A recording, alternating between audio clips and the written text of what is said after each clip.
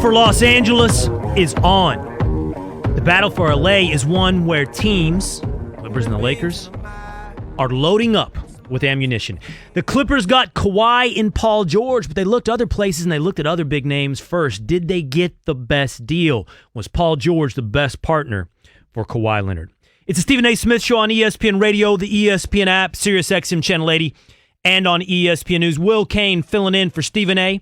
You can normally catch me 3 to 6 Eastern on all those same television and radio channels. Coming up here in a bit, we're going to get NBA analyst and former NBA player Kendrick Perkins to come in. He had some harsh words for Warriors coach Steve Kerr. He had some harsh words and criticism for Steve Kerr and what he had to say about Anthony Davis forcing a trade to L.A. But Perkins went on to say that Mark Jackson doesn't get enough credit for what Steve Kerr has done.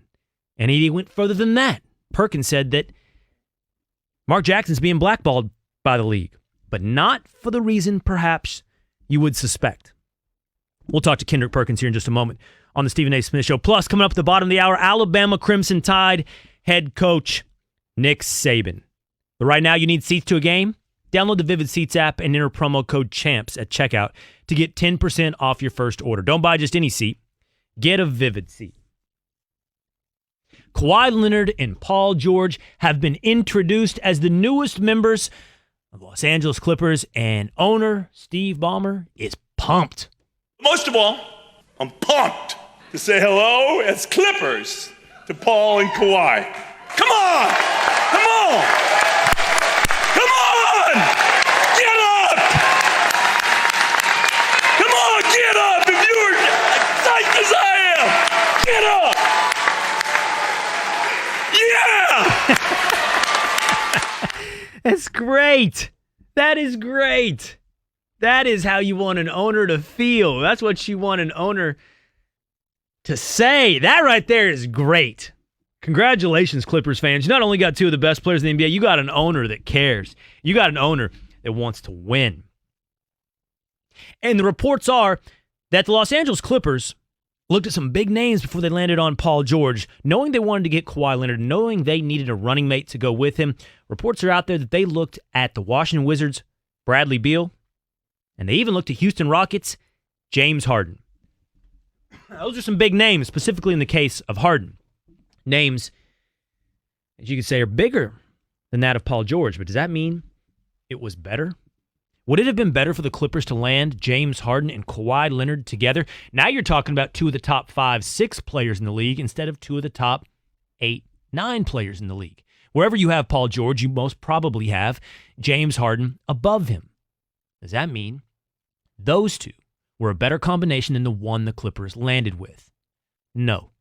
And this is the lesson that I've tried to convey when it comes to, for example, what the Houston Rockets have assembled with Russell Westbrook and James Harden, that the NBA, in any sport for that matter, isn't simply a collection of individual talents.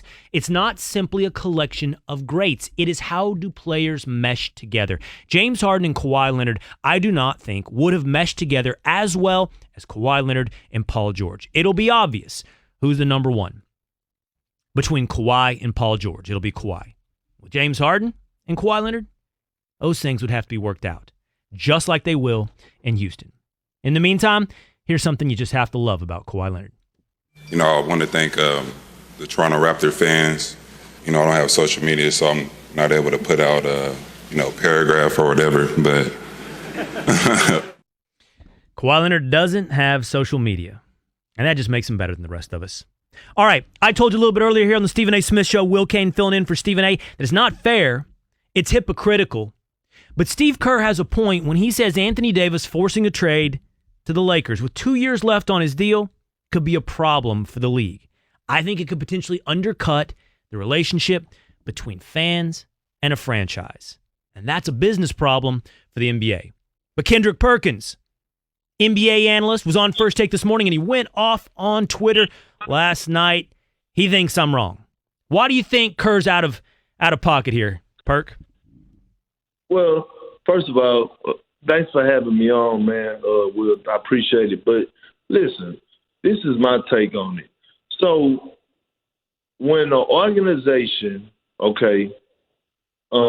is wants to trade a player or sees no value in a player anymore, and they want to make the organization better, nobody says a word. So you take, for example, CP3 with the Rockets. Nobody had sympathy when CP3 was just traded to OKC. No, nobody said nothing. Everybody praised the Rockets and Daryl Morey for pulling the move, for pulling the trigger and making the trade happen. And, you know, it was a great thing. Think about this. Last year with the Clippers, they had just signed Blake Griffin, and he wasn't even a full year into his contract, and they traded him to Detroit. And nobody said a word about that. And it's like, it's unfair. So it's almost to the point where it's like, okay, so it's okay for the owners to trade players to make their situation better for their organization, but it's not okay for players to go and ask for a trade for themselves because they want something different. It makes no sense to me.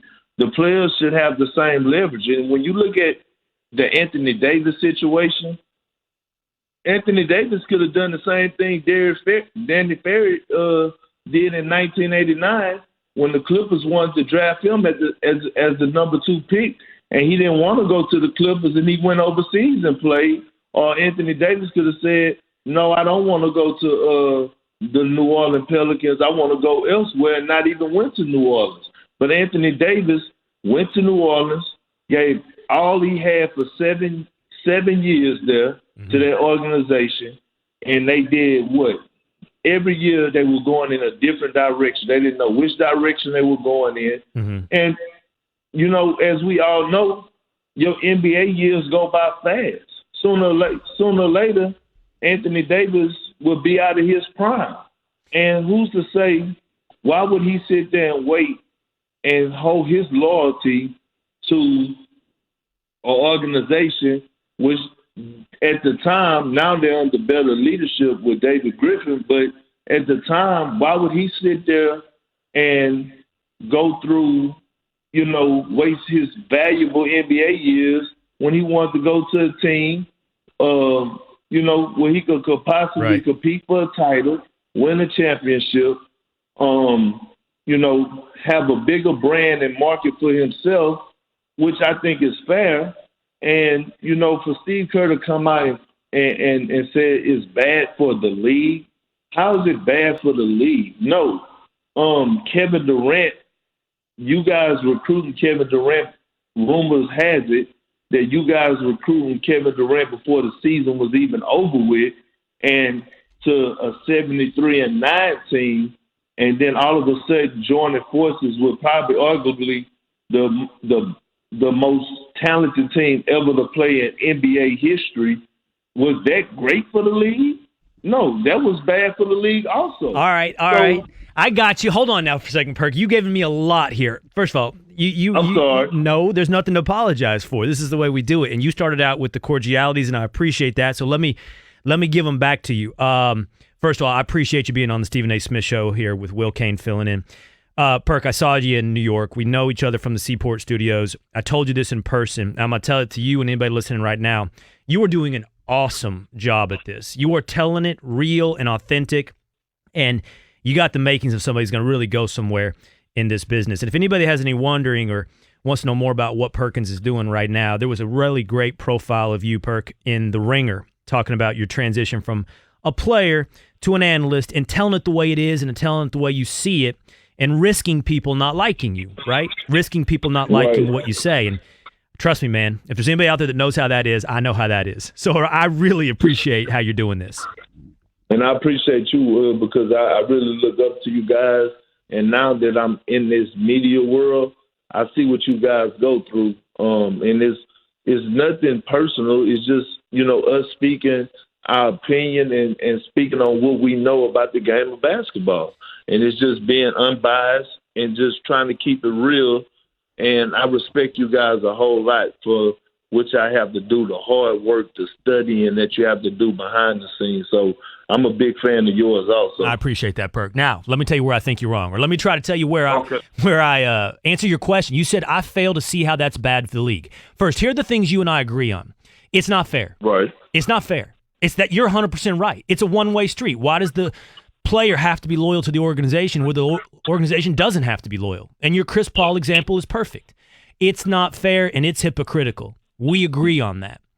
But also, I agree with you on the fact that Kevin Durant joining through free agency the Golden State Warriors and creating an unbeatable super team is also bad for the league. I agree with you on that. But here's where we disagree. I think Steve Kerr has a point, man. I think he has a point about it being bad for the league because I still believe this, Perk. You have to think about this from the fans' level. Not fair or hypocritical, not whether it's right or wrong, but just the way it is. I believe still that fans root for teams. They support teams. You know, man, I grew up outside of Dallas. You're a Texas guy too. I'm a Mavs fan through and through. I love Dirk, right? But I'm not going to follow Dirk to his next team. I root for the Mavs. And so we get loyal to a franchise, to a team, and we give them our merchandise money and our ticket sales and our television eyeballs. And if we feel like a player is not loyal to our squad, I think it can undermine the business of the NBA. And again, I don't know. I'm not telling you it's fair. It's unfair. It's hypocritical, but that's why I think Steve Kerr has a point. It could be bad if players opt out of contracts with 2 years left, move around the league, and fans look up one day and go, what am I rooting for again? Because there's nobody on my squad that's loyal to the squad I'm loyal to. Right. And I think I agree with you on that point, but you know the loyalty went out the window. You know, way long time ago, like I said, to reiterate back to, you know, the organizations, because players were so loyal to the organizations that, you know, it's like, okay, I'm here. You know, you hear all the stories. Hey, we want you here long term. And then all of a sudden things change.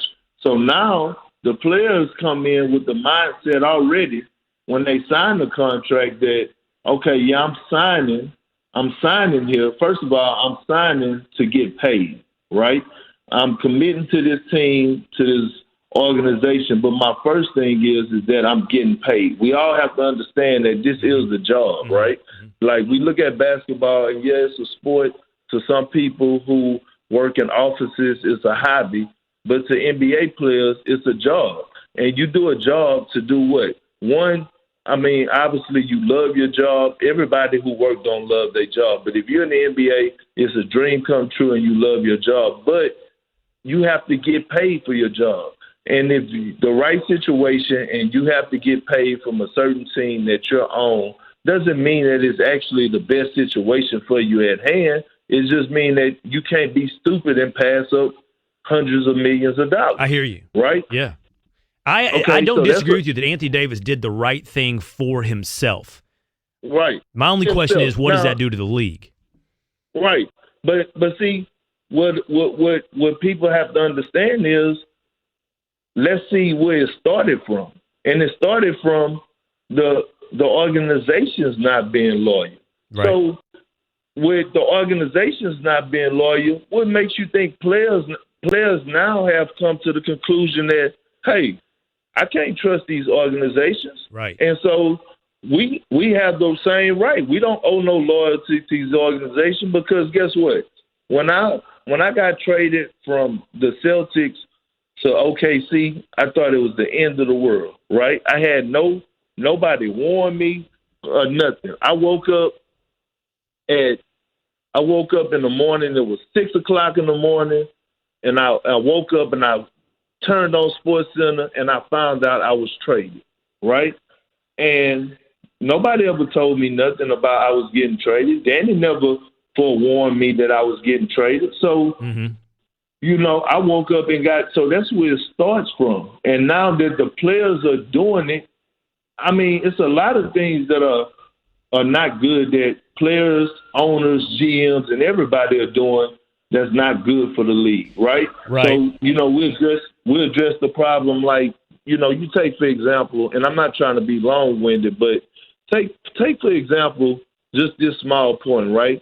You remember the fan that was in Milwaukee, right, this past season.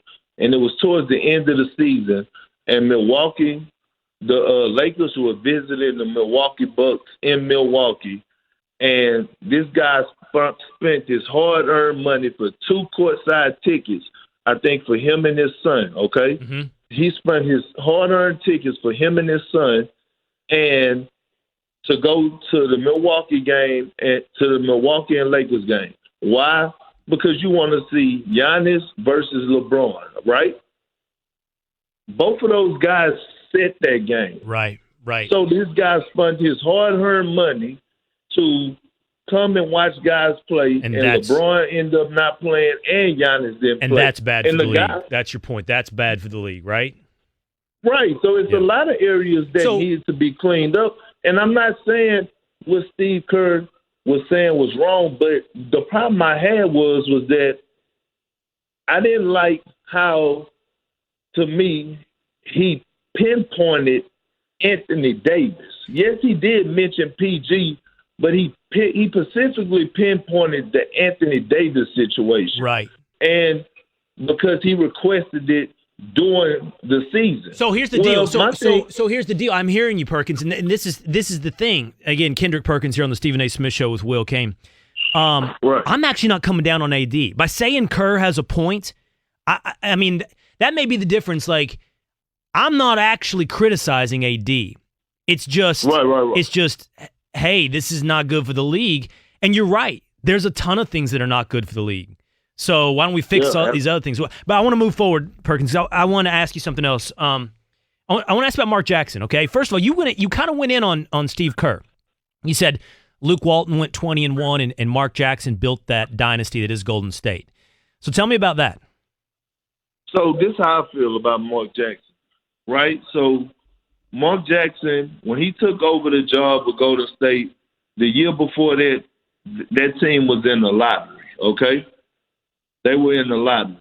Mark Jackson took over the team, and management went out on the record and said they fired Mark Jackson because his unwillingness to build a coaching staff that met organizational standards.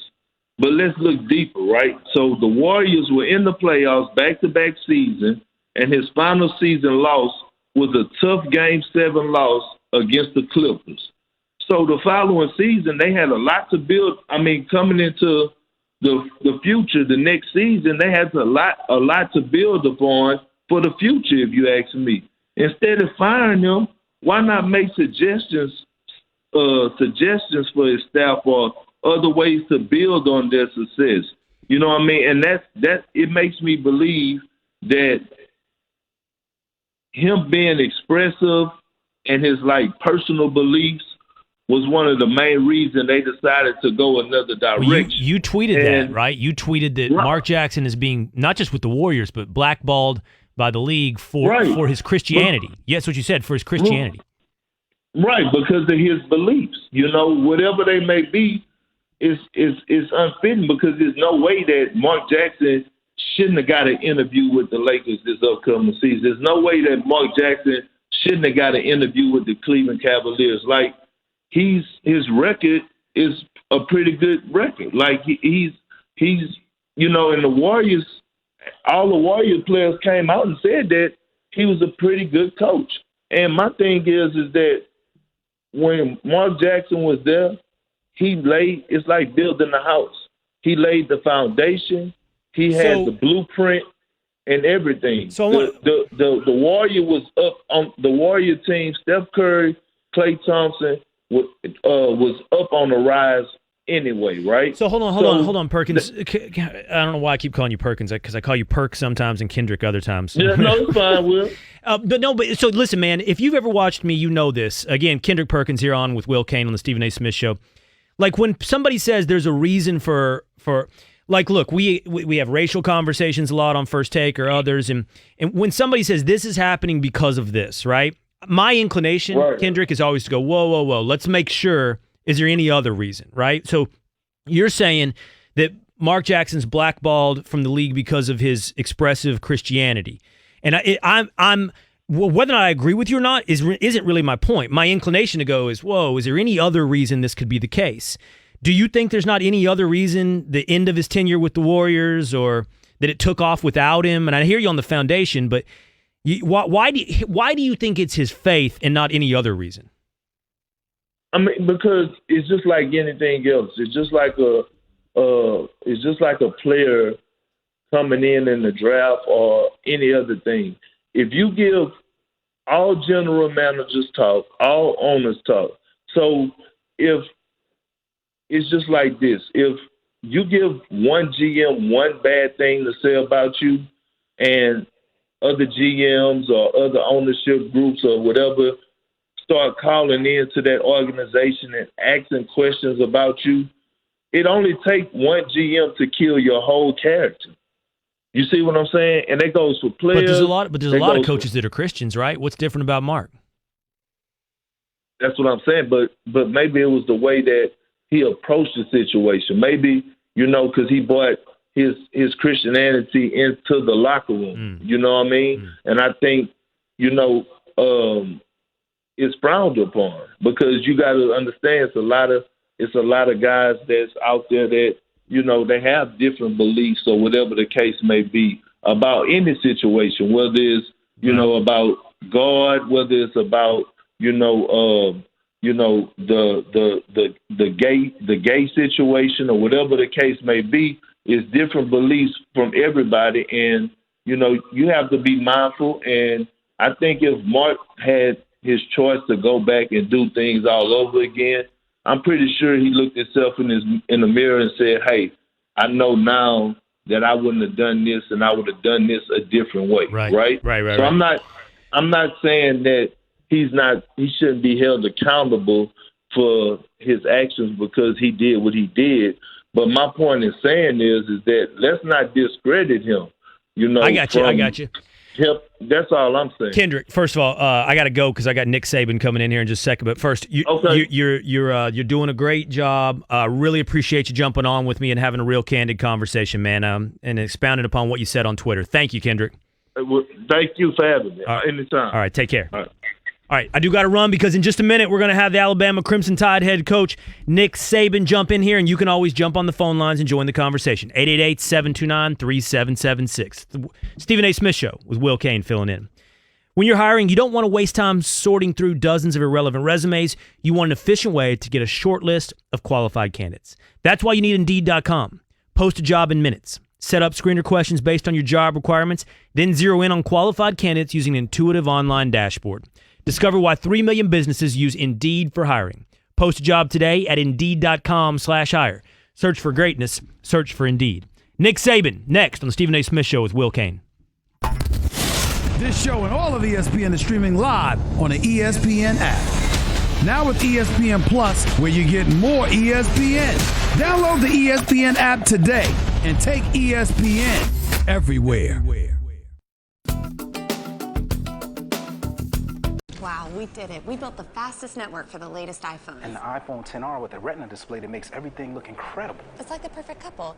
You know, the ones who look great in every picture. Like the ones who always make me feel like a before photo. Zoe and Chris. Hey, guys. Hey, Zoe and Chris. All right. How fun is that? Yeah. AT&T has the fastest network for the latest iPhone. Get the mind-blowing iPhone XR on us when you buy the latest iPhone. AT&T. More for your thing. That's our thing. Who are you? Alfred Pennyworth is my name. I spent 10 years in the army. I'm 26, and I run my own security business.